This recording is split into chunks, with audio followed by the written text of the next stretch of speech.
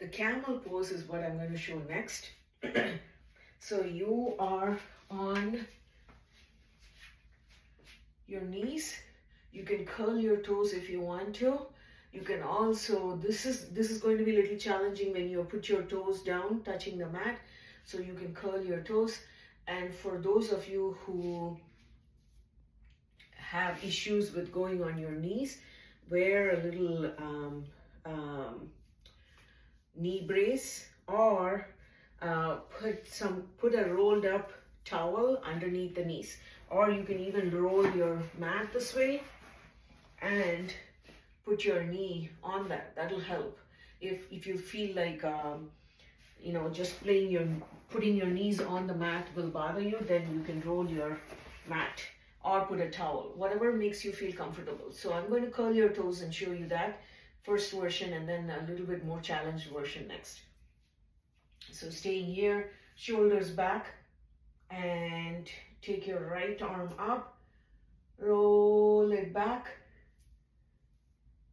and touch the heel. Okay, and then the next hand, touch the heel, stay there, open your chest, and drop your head down,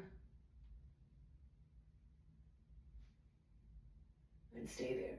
When you come up, you want to tuck your chin first and come up slowly. Okay, if that is too much, you can also put your hands on your hips and just going back, down, going back, come back, back, come back. So what it does is it stretches the hip flexor muscles that attaches to your hips.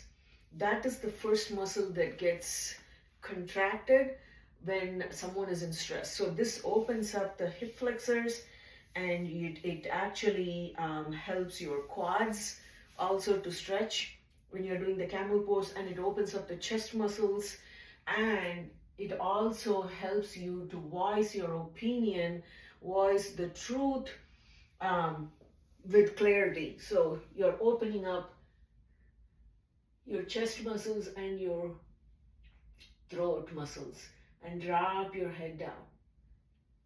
So that is one way to do it. And that is, if it is challenging, try this rocking motion, back and forth, back and forth, back and forth. And then once you're comfortable, even you can do just one hand and drop it, and then tuck your chin and come back, and then bring your left arm back, and then do your right arm, and then drop your head, come back. So there are modifications. Do what your body allows you to do. You can always modify any of this. It's not about doing it perfectly, but taking action. Imperfect action is what is important.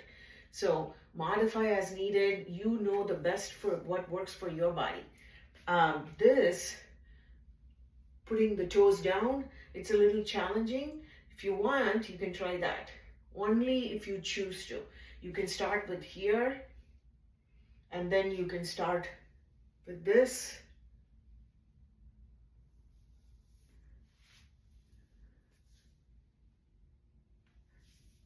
And then you can do this. You can hold on to the heel, and then if you want to slide your hands down, you can, but you can hold on to the heel.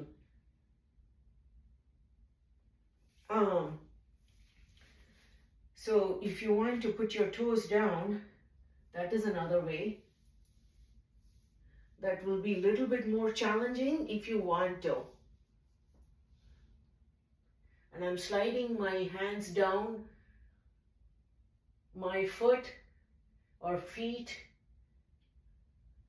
and then when I'm coming up, I'm sliding my hands back, and I'm sliding back slowly. So let me know what works for you.